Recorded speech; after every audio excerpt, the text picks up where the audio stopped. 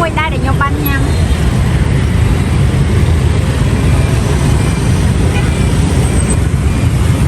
ស្អាត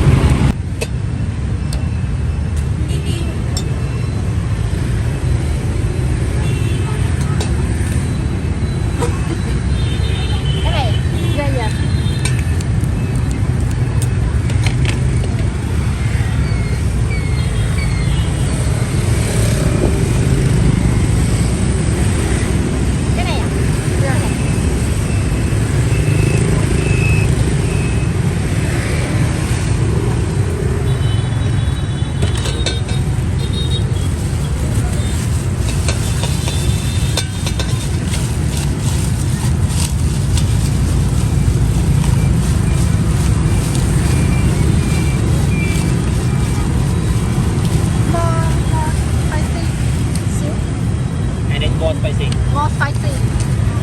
more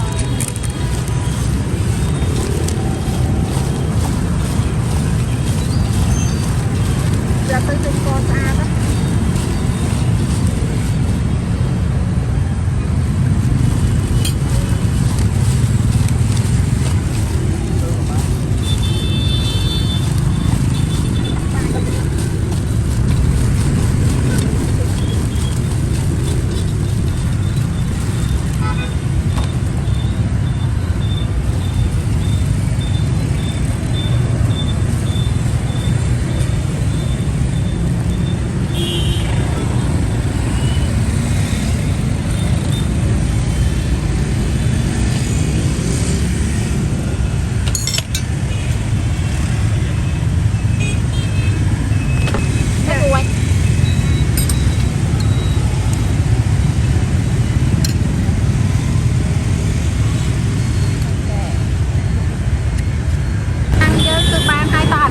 ជាមួយខ្ញុំទាំងអស់គ្នាអានេះគឺលើកទី1ដែរដែលខ្ញុំបានញ៉ាំស្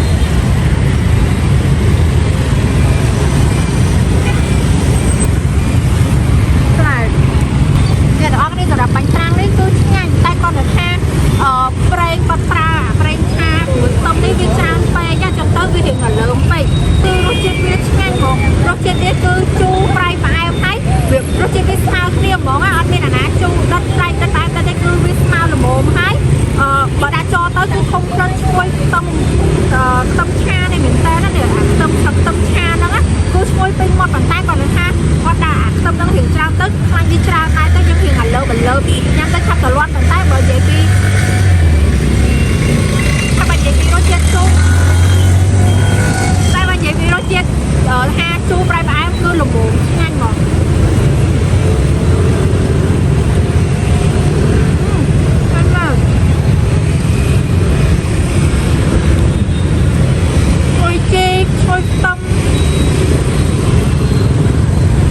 គាត់ទៅថាគាត់ដាក់អាខ្លាញ់ទឹកខ្ទឹមឆានេះរៀងច្រើនពេកហ៎